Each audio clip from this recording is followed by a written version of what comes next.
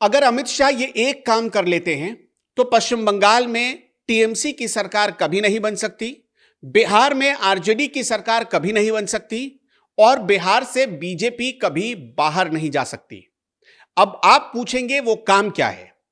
सबसे पहले आप ये जानिए कि अमित शाह का इन दिनों बिहार दौरा हो रहा है और बिहार में किस इलाके में जा रहे हैं अमित शाह, वो बड़ा महत्वपूर्ण है। और वहां पर जाने का मकसद क्या है, इरादा क्या है अमित शाह का, यह भी बड़ा जानना महत्वपूर्ण हो जाता है। अमित शाह बिहार में सीमांचल के दौरे पर हैं। अब जब भी अमित शाह सीमांचल जाते हैं तो एक बात की चर्चा बहुत जोर पकड़ने लगती है कि क्या सीमांचल के भीतर कोई बड़ा काम करने जा रही है केंद्र सरकार। अब सीमांचल को इतना सेंसिटिव या सीमांचल में अमित शाह के दौरे को इतना सेंसिटिव क्यों माना जाता है? यह वही इलाका है जहां से चिकन नेक होकर गुजरता है, जो पूरा कॉरिडोर है वो होकर गुजरता है। और आपको पता है कि बांग्लादेश हो या चीन, इनकी गंदी निगाह उसी चिकन नेक पर होती है ताकि भारत के नॉर्थ ईस्टर्न स्टेट्स को वो डिस्टर्ब कर सके। जब मोहम्मद यूनुस के टेकर प्राइम मिनिस्टर हुआ करते थे बांग्लादेश के, खुलकर बोलते थे, वो चिकन नेक पर बोलते थे। लेकिन चिकन नेक के इलाके में, सीमांचल के इलाके में और पश्चिम बंगाल के कुछ हिस्सों में अक्सर यह चर्चा होती है कि एक काम अगर कर लिया जाए तो कभी भी चिकन नेक की रट लगाने की आदत जो चीन और बांग्लादेश को है वो आएगी ही नहीं, छूट जाएगी। अब वो क्या है यह भी आपको समझना पड़ेगा। लेकिन उससे पहले सीमांचल, उसकी पूरी भौगोलिक स्थिति, डेमोग्राफी, सारी चीजें समझनी पड़ेगी। सीमांचल मुख्यतः जो इलाका है वो बिहार का वो सीमावर्ती इलाका है जो पश्चिम बंगाल से सटता है और वहां से बांग्लादेश की सीमा भी बहुत ज्यादा दूर नहीं होती है। अब मैं आपको मोटे तौर पर समझाता हूं। जो पूर्णिया प्रमंडल में पड़ने वाले 4 मुख्य जिले हैं, जिसमें पूर्णिया, कटिहार, अररिया और किशनगंज, इन 4 जिलों को मिलाकर पूरा इलाका बन जाता है सीमांचल का। लेकिन सिर्फ यही इलाके नहीं होते हैं, इस पूरे हिस्से में पश्चिम बंगाल का भी कुछ हिस्सा शामिल हो जाता है और इसी को लेकर विवाद शुरू हो गया है। पश्चिम बंगाल में चुनाव है, अमित शाह के इस दौरे को, भले वो बिहार जा रहे हैं, लेकिन उनके इस दौरे को वेस्ट बंगाल से जोड़ दिया गया है। तो क्यों जोड़ा जा रहा है? इस सीमांचल के सटे हुए जो हिस्से हैं, कुछ हिस्से जो पश्चिम बंगाल के इलाके में आते हैं, जो मैं आपको नाम बता देता हूं, जैसे कि मालदा, उत्तर दिनाजपुर, ये वो हिस्से हैं जो जहां पर मुस्लिम पॉपुलेशन बहुत ज्यादा है।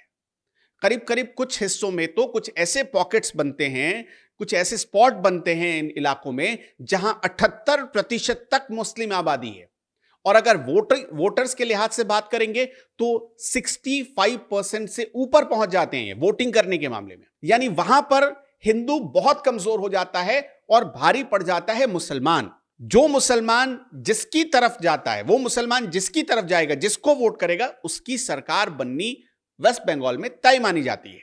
पहले वो लेफ्ट के साथ था, लेफ्ट की सरकार बनती थी, और अब टीएमसी के साथ है तो टीएमसी की सरकार बनती है। यह वो हिस्सा है जहां पर अवैध घुसपैठियों का इशू सबसे ज्यादा सक्रिय रहता है। मैंने आपको 2 उन जिलों के नाम बताएं जो वेस्ट बंगाल के हिस्से में आते हैं, मालदा और उत्तर दिनाजपुर। लेकिन इसके अलावा कुछ और भी हिस्से हैं, जैसे कूच बिहार, अलीपुरद्वार, दार्जिलिंग, कलिम्पोंग, दक्षिण दिनाजपुर। ये भी वो हिस्से हैं जो सटते हैं सीमांचल से, बिहार के सीमांचल से। अब चर्चा ये चल रही है कि अमित शाह बार बार बिहार के सीमांचल में, देखिए चर्चा होनी भी चाहिए। अगर सिर्फ आप 1 साल के भीतर अमित शाह के 2025 में अमित शाह कितनी बार गए, सिर्फ ये नोट करेंगे तो करीब करीब आधा दर्जन से ज्यादा बार वो नंबर निकल कर आता है। इतनी बार 1 साल में किसी एक ही हिस्से पर जाना, अमित शाह ऐसा कभी करते नहीं है। अमित शाह आप देखेंगे पार्टी के लिए प्लानिंग करते हैं, रणनीति बनाते हैं तो भारत भर में घूमते हैं। जैसे वेस्ट बंगाल में बीजेपी चुनाव लड़ती है, जब बीजेपी ने चुनाव लड़ा था पिछली बार, तो आपको पता है अमित शाह ने करीब 40,000 किलोमीटर से ज्यादा ट्रैवल किया था पूरे वेस्ट बंगाल में। 2,000 से ज्यादा उनकी मीटिंग्स हुई थी, संगठन वाली मीटिंग। तो ये अमित शाह इस लिहाज से जाते हैं। लेकिन बार बार सीमांचल के एरिया में जाना, सीमांचल में एक नया सब्जेक्ट पैदा करता है, और वो है क्या सीमांचल को एक नया स्टेट बनाया जाएगा।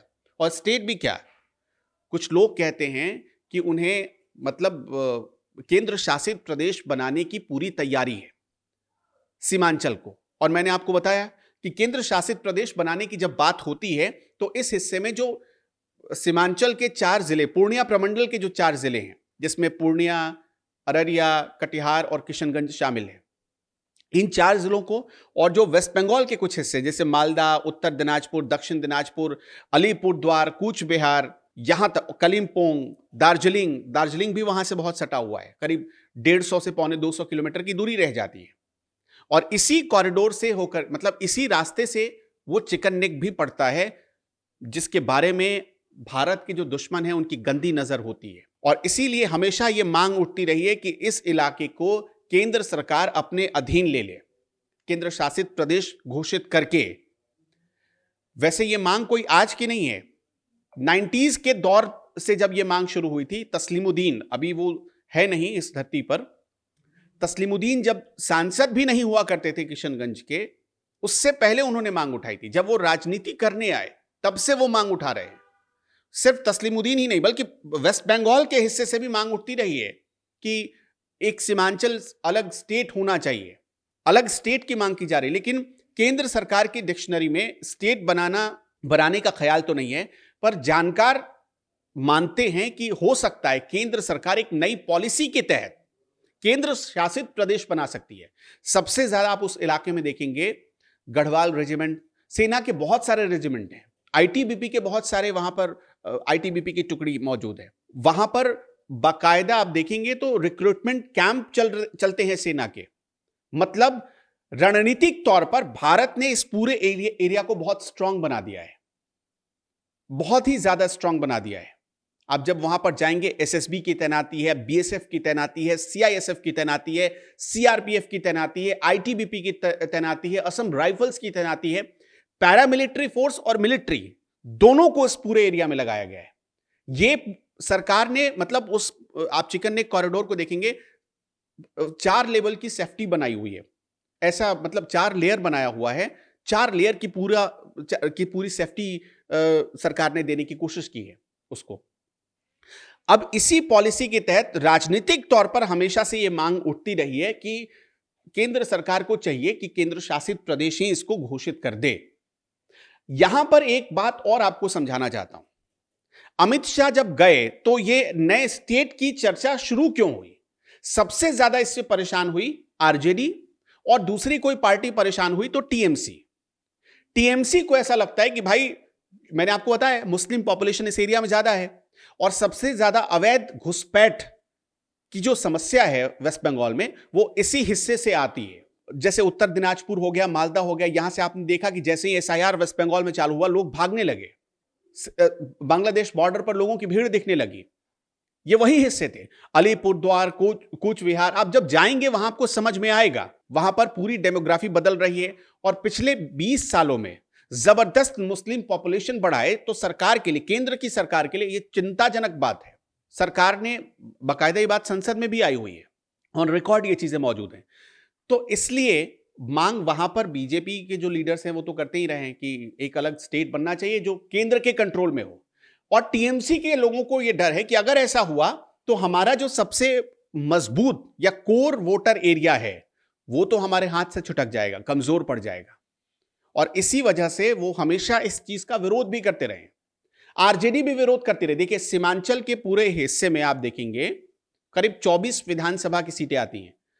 अभी जब 2025 में चुनाव हुए थे बिहार विधानसभा के, 2025 से पहले 2020 में जब चुनाव हुआ था तो सीमांचल में बीजेपी और एनडीए का बहुत ही खराब परफॉर्मेंस रहा था, बहुत ही बुरा प्रदर्शन रहा था, जिसकी वजह से सरकार जोड़ तोड़ कर बनी थी।